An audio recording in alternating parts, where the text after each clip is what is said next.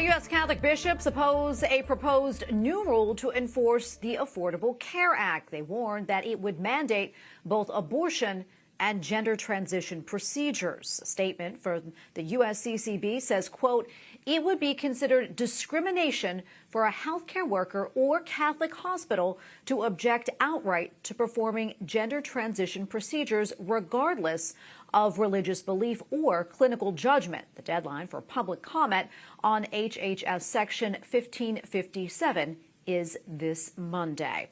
Finally, tonight, a Vatican Institute just hosted a meeting to discuss the mission of the Christian physician. EWTN Vatican Bureau Chief Andreas Thonhauser had the opportunity to interview Dr. Thomas McGovern, member of the Catholic Medical Association of the U.S.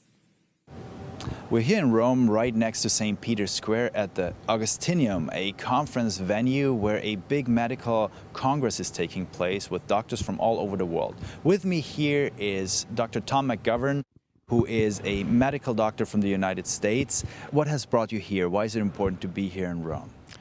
We're here in Rome with doctors from all over the world because we are enduring the same type of challenges. Now the law tells us what we must do just because someone says it, not because it's right. And so it can become lonely, difficult, and challenging to practice medicine with the dictates around abortion, contraception, euthanasia, and now trying to force doctors to make a woman a man and to make a man look like a woman.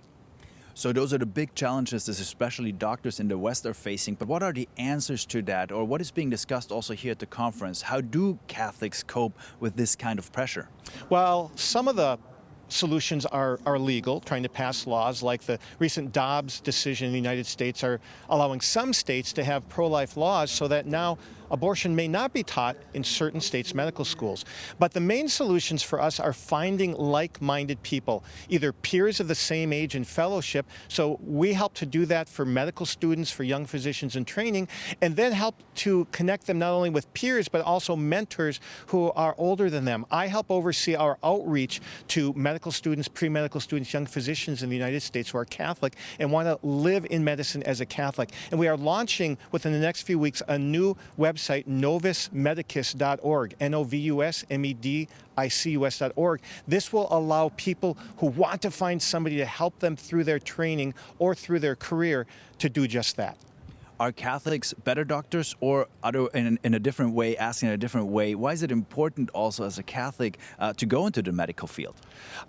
Number one, because patients need doctors who see their whole life, body, soul, and spirit, and not just as a body to be manipulated, but as a human person to love and to help heal and take care of. So are Catholics better doctors? If we are better, it's only because we see more of the picture. We see the person as more than just an organism. We're close here to the Vatican. We're close here to the heart of the Church. What is your expectation as a doctor also from the Church, from the Vatican, how to support your mission in the medical field? Well, yesterday Cardinal Turkson was here talking to us, giving us such support. We're going to have a talk by the Cardinal Secretary of State later today. So receiving their support is important, but also their direction. In the United States, we follow the ERDs, the Ethical and Religious Directives for Catholic healthcare facilities and providers. So the Church has been valuable in helping us know what are the limits on what we may do, what is truly good for human dignity and what is not. Tom, thank you so much for being here with us in Rome at a global medical conference right next to the Vatican. For News Nightly, Andreas Thonhauser.